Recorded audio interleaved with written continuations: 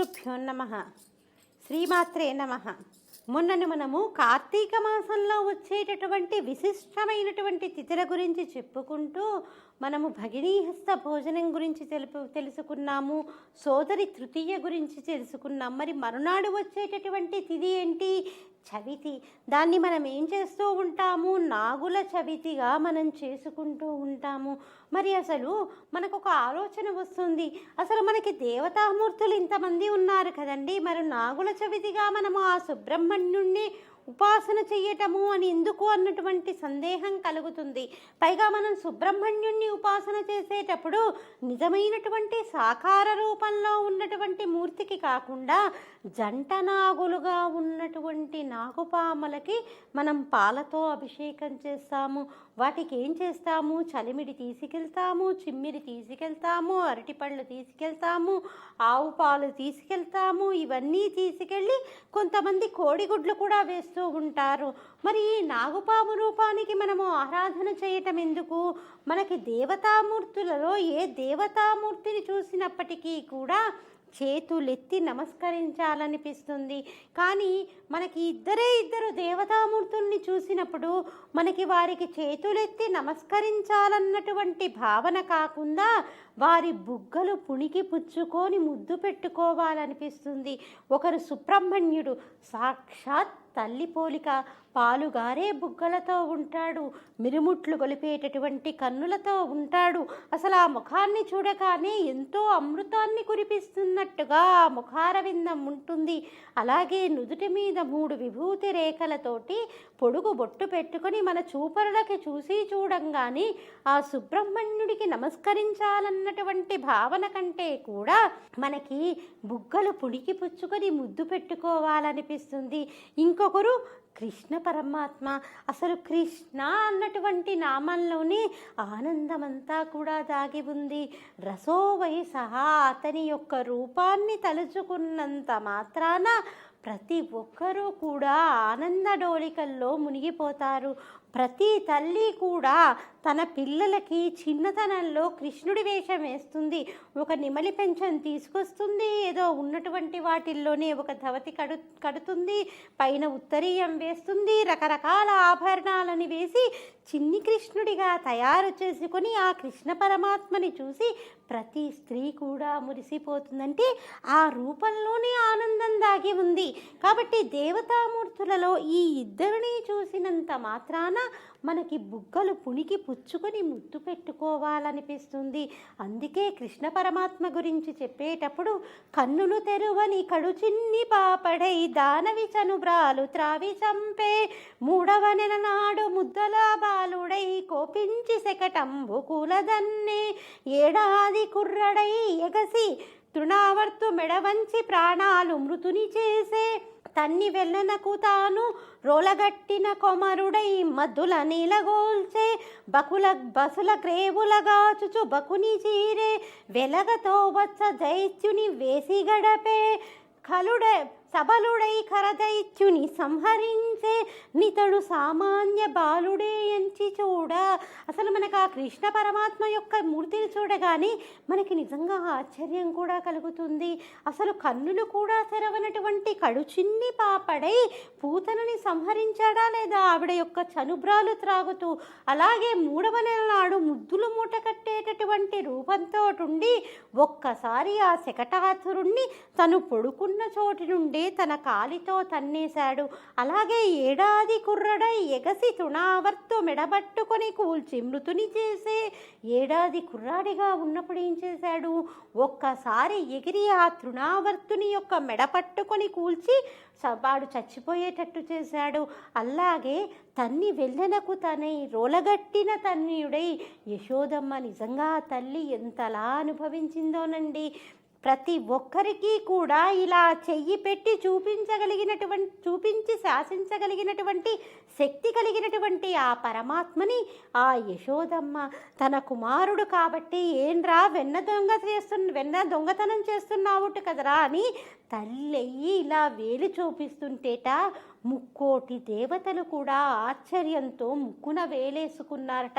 అయ్యో, ఈయన పరబ్రహ్మే, ఇంతటి పరబ్రహ్మాన్ని ఆ యశోదమ్మ ఇలా వేలు ఎలా చూపించగలిగిందని ముక్కోటి దేవతలు కూడా ముక్కున వేలు వేసుకొని ఈ చమత్కారాన్ని చూశారు.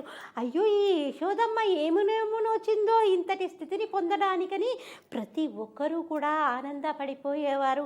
అలాంటి యశోదమ్మ ఈ కృష్ణ పరమాత్మ అల్లరి చిల్లరిగా తిరుగుతున్నాడని గోపికలందరూ కూడా కృష్ణ పరమాత్మ మీద చెప్పేసరికి ఆ తల్లి ఏం చేసింది, ఒకానొక రోజు, నిజానికి మామూలుగా మనం కూడా చూడండి, మొగుడు కొట్టినందుకు కాదు తోడికోడలు నవ్వినందుకు అన్నటువంటి సామెత ప్రకారము మన పిల్లలు తప్పు చేస్తే ఏదో అక్కడికి దండించి ఊరుకుంటాం, ఒక దెబ్బే ఊరుకుంటాము. అదే పక్కవాడు వాడి గురించి ఎక్కించి చెప్పాడనుకోండి, మనకి ఎక్కడలేని ఉక్రోషం వస్తుంది. ఉక్రోషం వచ్చి అది రోడ్డు మీద ఉన్నామా, ఇంట్లో ఉన్నామా, ఏదైనా షాపులో ఉన్నామా అన్నది కూడా ఆలోచించము. ఎందుకు, ఎవరో మూడో వ్యక్తి వచ్చి మన పిల్లల గురించి చెప్పారని. కాబట్టి వెంటనే ఏం చేస్తాం, వాడిని అక్కడ 2 దెబ్బలు ఇచ్చి కొట్టేస్తాము. ఏంట్రా నువ్వు ఇట్లా చేస్తావా అంటూ 2 దెబ్బలు వేస్తాము. మరి ఆ యశోదమ్మకి కూడా గోపికలందరూ కూడా నీ కొడుకు ఇట్లా చేశాడమ్మా, నీ కొడుకు ఇట్లా చేశాడమ్మా అని చెప్పేసరికి ఎక్కడి లేని ఉక్రోషం వచ్చింది. ఎక్కడి లేని ఉక్రోషం వచ్చి ఆ తల్లి ఆ కృష్ణ పరమాత్మ చుట్టూ తిరిగి వాడిని పట్టుకొని తాళ్లతో రోటికి కట్టేసింది. మరి అప్పుడు రోటికి కట్టేస్తే ఆయన ఎంతసేపు విడిపించుకోవడం, కానీ ఆయన విడిపించుకోలేదు. ఎందుకు, అయ్యో పిచ్చి తల్లి, నన్ను పట్టుకోలేక పట్టుకుంది, కానీ నేను ఇప్పుడు మళ్ళీ విడిపించుకుంటే తల్లి బాధపడదు అంటూ ఆ రోటితోటే పాకుతూ వచ్చి 2 చెట్ల మధ్య నుంచి వచ్చి ఆ 2 చెట్లకి శాప విముక్తిని అనుగ్రహించాడు ఆ స్వామి. అలాగే ఈ పశువులని కాసుకునేటప్పుడు ఏం చేశాడు, బకుడు అనేటటువంటి రాక్షసుణ్ణి పశువులతో కాస్తూ గోపాలుడితో ఉంటూనే ఆయన బకుడిని సంహరించాడు. అలాగే వెలగ చెట్టు మీదకి విసిరేసి ఒక రాక్షసుణ్ణి సంహరించాడు.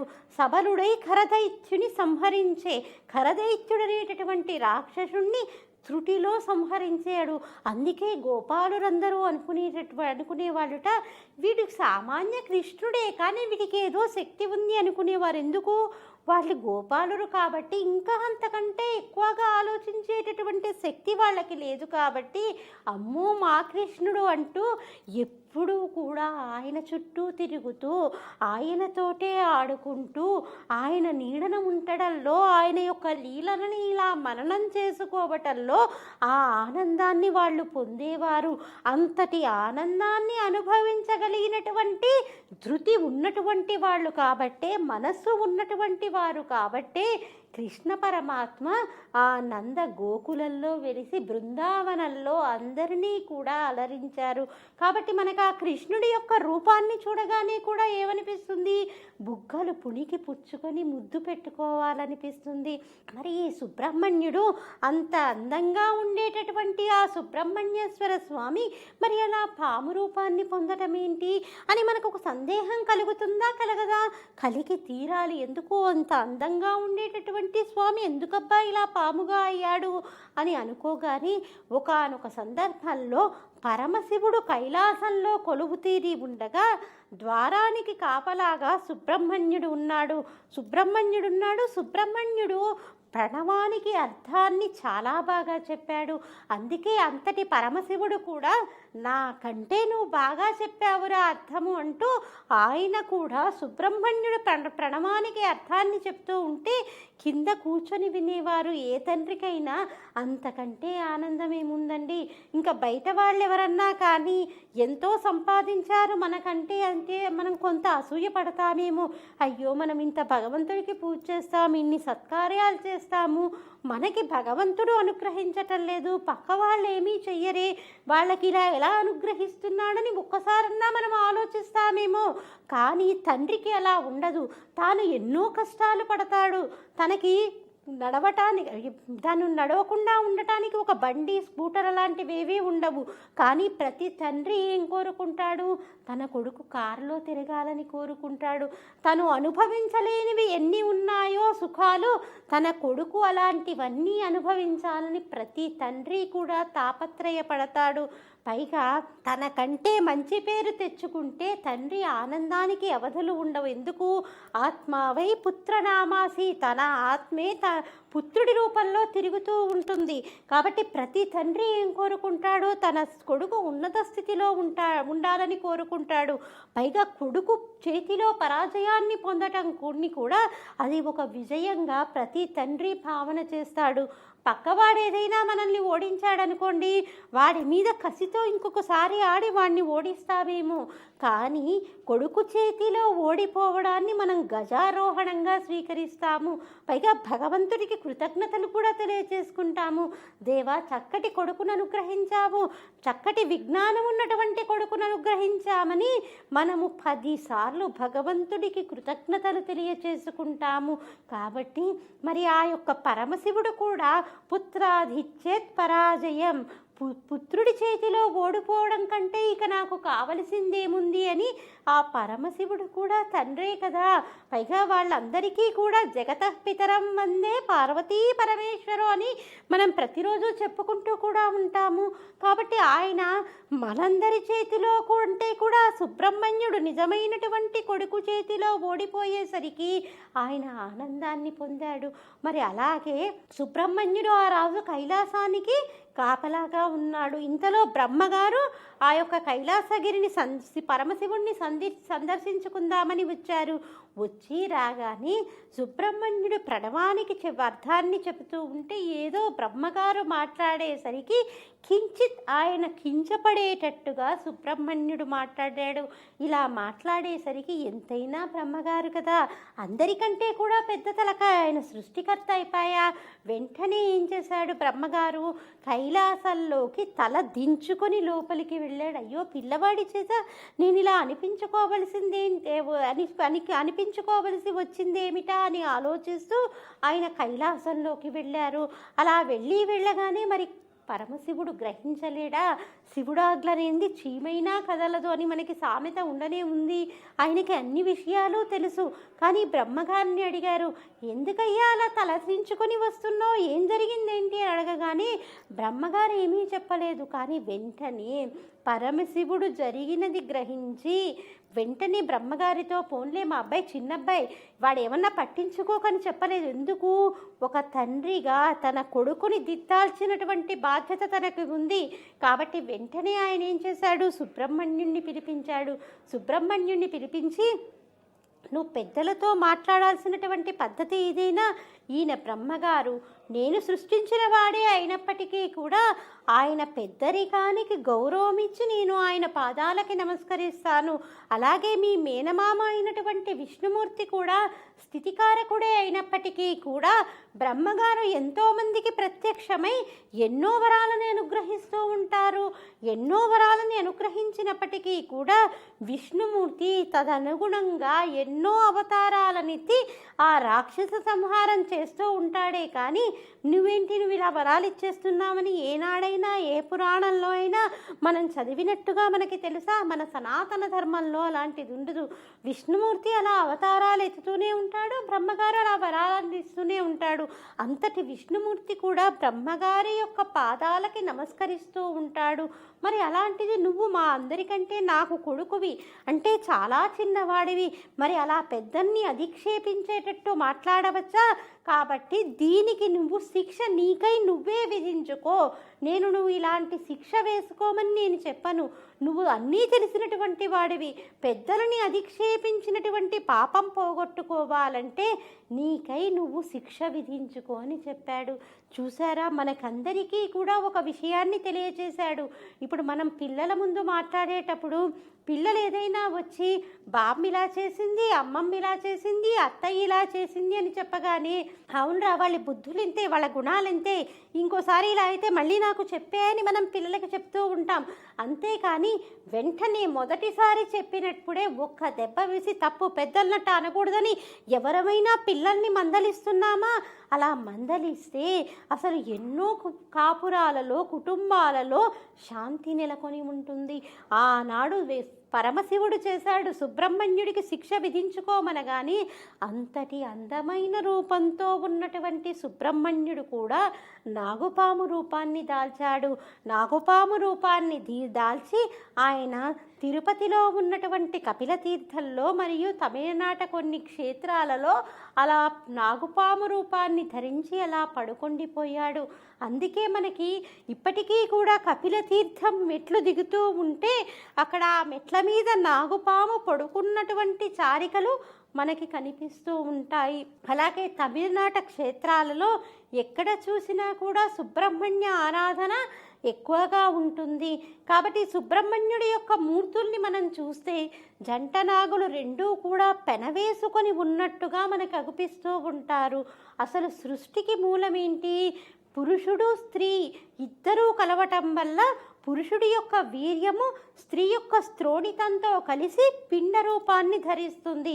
ఈ పిండము ఏర్పడే ముందు ఈ రెండు రూపాలు కలిసి రెండు జంట నాగులు ఎలాగైతే ఉంటాయో ఆ రూపాన్ని పోలి ఉంటాయి. అందుకే మనకి సుబ్రహ్మణ్యుడి యొక్క అష్టోత్తర శతనామావళిలో వంశవృద్ధి కారకాయ నమః అనేటటువంటి నామం ఉండడానికి కారణం అదే. ఎందుకంటే సృష్టికి మూలం ఆ రూపంలోనే ఉంటుంది కాబట్టి ఆ రకంగా మనం సుబ్రహ్మణ్యుణ్ణి ఆరాధన చేస్తాము. ఇంకొక రకంగా చూసినట్లయితే మనది ప్రధానంగా వ్యవసాయక దేశము. ఇది వరకు ప్రతి ఒక్కరూ కూడా వ్యవసాయం చేస్తూనే రైతుగా ఉండి వాళ్ళ యొక్క జీవనాన్ని సాగిస్తూ ఉండేవారు. మరి వ్యవసాయము అనేసరికి సమయా సందర్భాలు లేకుండా మనం పొలాల వెంట నడవాల్సి వస్తుంది. మరి పొలాల వెంట నడిచేటప్పుడు అనేక రకాలైనటువంటి విషపు పురుగులు ఉండొచ్చు, పాములు తిరుగుతూ ఉంటాయి. పైగా పాములు పొలాలకి మిత్రుడని కూడా చెప్పుకుంటారు. ఎందుకు? పొలాల్లో ఎలుకల్ని రానియకుండా పాములు కాపాడుతూ ఉంటాయి కాబట్టి పాములు అక్కడ తిరుగుతూ ఉండాలని కూడా కోరుకుంటూ ఉంటారు. ఎప్పుడు మనం ఎలుకల్ని చూడలేం కదా. ఎలుకకి పాము ఉందన్న విషయం తెలిసినంత మాత్రాన అక్కడికి ఎలుక రాదు. ఎలుక వస్తే పాము ఊరుకోదు. కాబట్టి పాములు తిరుగుతూ ఉంటాయి పొలాలలో. మరి అలా తిరిగినప్పుడు ఎప్పుడైనా తోక తొక్కవచ్చు, నడుం తొక్కవచ్చు, పడగ తొక్కవచ్చు. కాబట్టి మీ మధ్య మా మధ్య శత్రుత్వం ఏమీ లేదు, మనం మిత్రులమే అని తెలియచేయటానికి మనం ఈ శుభతిథి రోజు ఆ నాగేంద్ర స్వామికి ఇలా అవి తినేటటువంటి ఆహార పదార్థాలను ఇచ్చి మనము ఈ రకంగా మన మిత్రత్వాన్ని తెలియచేసుకుంటాము. తోక తొక్కితే తొలగిపోవాలి, నడుం తొక్కితే నడిచిపోవాలి, పడగ తొక్కితే పారిపోవాలి అని మనము ఆ స్వామికి నమస్కారం చేస్తాము. అంటే మనం ప్రతి దాని మధ్య మన కుటుంబ వ్యవస్థ మధ్య కాదు, మనం జంతువుల మధ్య కూడా అవినాభావ సంబంధాన్ని కోరుకుంటూ ఉంటాము. ఏదేమైనప్పటికీ నిన్ను పొరపాటున తొక్కేస్తే నువ్వు పగబట్టకే మా కుటుంబం మీద అని కోరుకుంటూ మనము ఆ నాగేంద్ర స్వామికి పాలు పోస్తాము, పుష్పాలతో అర్చన చేస్తాము. అందుకని మనము ఈ నాగేంద్రుడికి ఇలా నాగుల చవితి రోజు మనం నివేదనలు అర్పణ చేస్తాము. అంతేకాకుండా కొన్ని మహిమాన్వితమైనటువంటి క్షేత్రాలు ఉన్నాయి. ఇప్పుడు మనకి తూర్పుగోదావరి జిల్లాల దగ్గర ఉన్నటువంటి మల్లవరంలో స్వామివారికి కనుక సుబ్రహ్మణ్య షష్ఠి నాడు ఎవరైతే ఎంతో కాలంగా తల్లి కాకుండా ఉన్నటువంటి స్త్రీ ఉందో ఆ స్త్రీ చక్కగా సుబ్రహ్మణ్యుణ్ణి దర్శనం చేసుకొని గుడి వెనకాలకి వెళ్ళి అక్కడ కనుక ఆ స్త్రీ నిద్రిస్తే కొంతసేపటికి అర్చకులు వచ్చి ఆ యొక్క నిద్రిస్తున్నటువంటి స్త్రీని లేపుతారు. లేపిన తర్వాత మామూలుగా మళ్ళీ ఆవిడ ఆ స్వామిని దర్శించుకొని వెళ్ళిపోతుంది. మళ్ళీ సుబ్రహ్మణ్య షష్ఠి వచ్చే సమయానికి ఆ స్త్రీ తల్లై ఆ స్వామిని దర్శనం చేసుకుంటుంది. అంటే మల్లవరంలో ఉన్నటువంటి ఆ సుబ్రహ్మణ్యేశ్వరునికి అంతటి శక్తి ఉంది.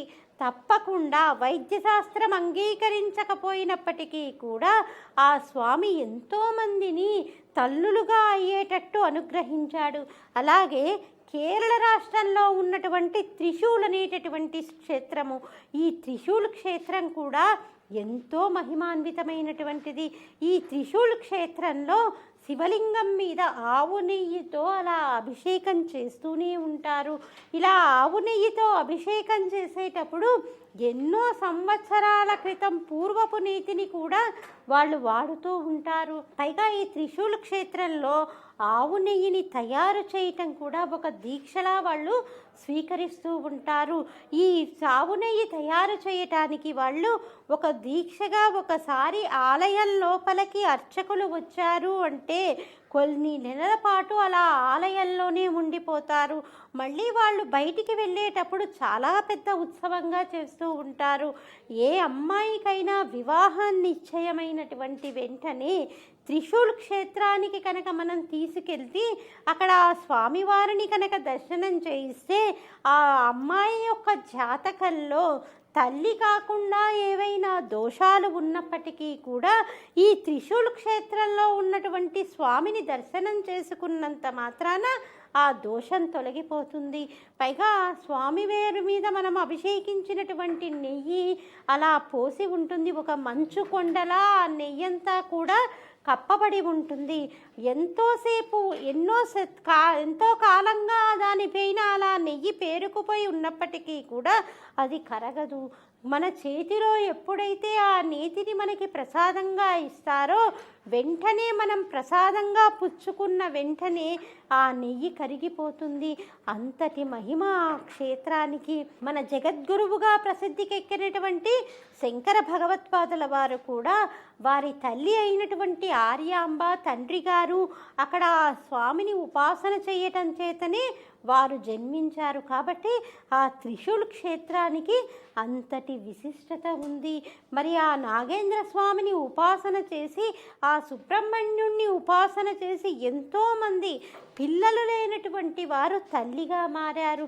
అందుకనే మనం ఇప్పటికీ కూడా ప్రతి సంవత్సరము కూడా కార్తీక మాసంలో వచ్చేటటువంటి చవితి, అలాగే మార్గశీర్ష మాసంలో వచ్చేటటువంటి సుబ్రహ్మణ్య షష్ఠి, అలాగే మనము శ్రావణ మాసంలో చేసేటటువంటి ఈ నాగుల పంచమి, ఈ తిథుల్లో తప్పకుండా మనము ఆ సుబ్రహ్మణ్యుణ్ణి అర్చన చేసి ఆ సుబ్రహ్మణ్యుడి యొక్క కృపకి మనం పాత్రలమవుతాము.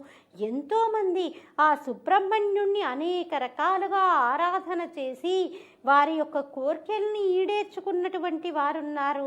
అందుకే ఆయనకి వంశవృద్ధికారకాయ నమః అనేటటువంటి నామం ఉంది.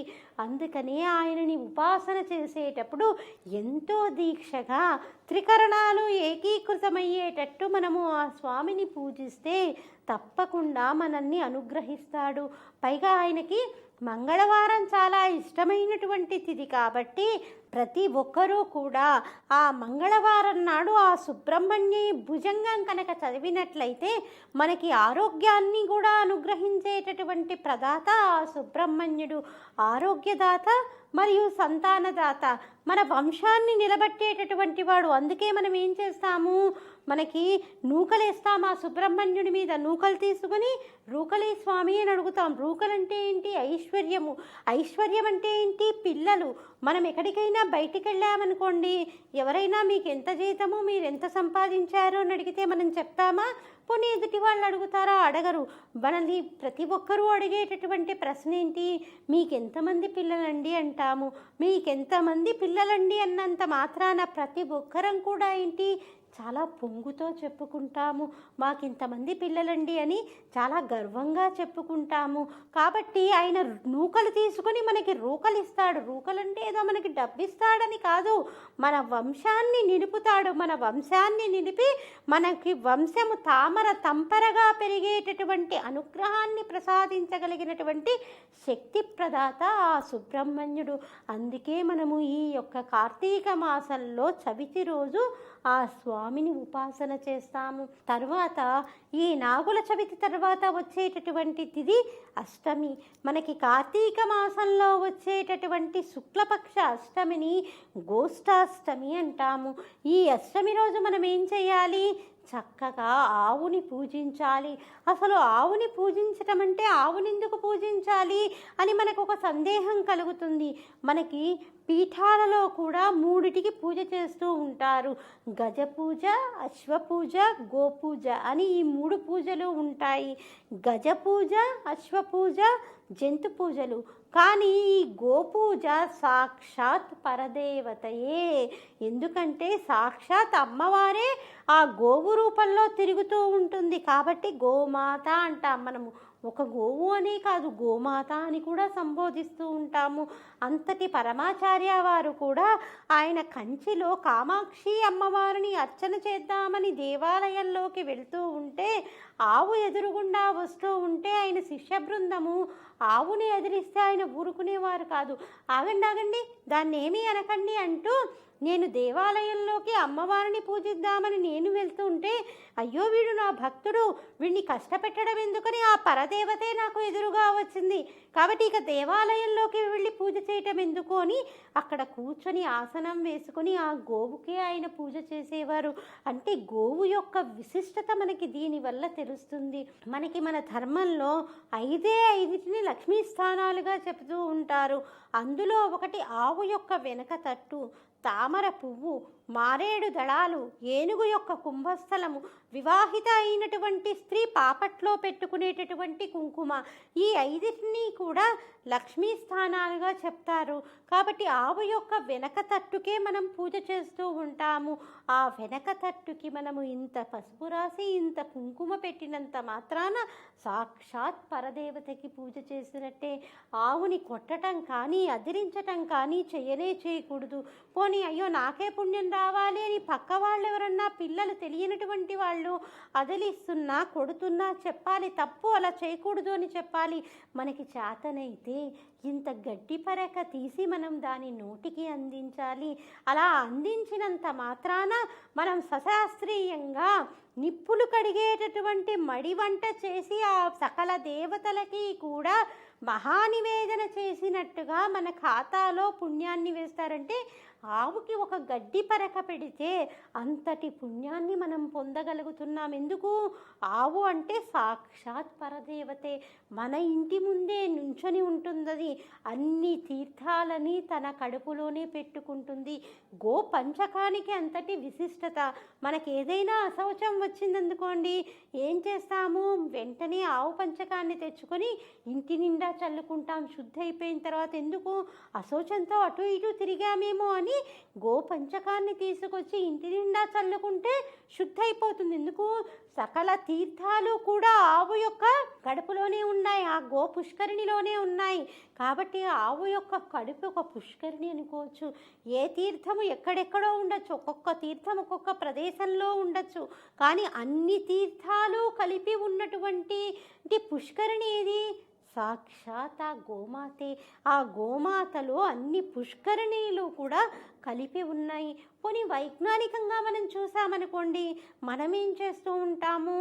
ఆక్సిజన్ని పీల్చుకుంటూ ఉంటాము, కార్బన్ డైఆక్సైడ్ని బయటికి వదులుతూ ఉంటాము. ఎందుకంటే ఒకసారి కాసేపు మనం ముక్కు బిగబెట్టి కూర్చున్నామనుకోండి, మనం అసలు ఉండగలుగుతామా?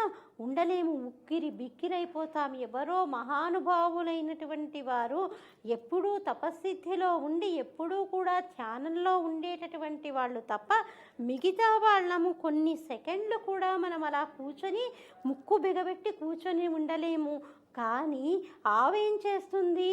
మనం నిరంతరం ఆక్సిజన్ని తీసుకుంటుంటాం, కార్బన్ డైఆక్సైడ్ వదులుతూ ఉంటాం. ఆవు ఏం చేస్తుంటుంది? ఆక్సిజన్ని తీసుకొని మళ్ళీ తిరిగి ఆక్సిజన్నే వదులుతూ ఉంటుంది. అంతటి శక్తి ఒక్క గోవుకే ఉంది. కాబట్టి ఏంటి? ఏదో ఇది సాక్షాత్ అమ్మవారి స్వరూపము కాబట్టి ఇది మనకి చెందిందే అనుకోవడానికి లేదు. ఇది సకల మానవులకి చెందినటువంటి ప్రాణి. దీన్ని రక్షించటం ప్రతి ఒక్కరి బాధ్యత అని మనం తప్పకుండా గుర్తిరిగి మన అందరి కర్తవ్యమని మన భుజస్కంధాలపైన గోమాత యొక్క రక్షణని మనం ప్రతి ఒక్కరం అది ఒక కర్తవ్యంగా భావించాలి. ఇంకా దీనికి సంబంధించినటువంటి విషయాలు మళ్ళీ మన కార్యక్రమంలో తెలుసుకుందామమ్మా. స్వస్తి.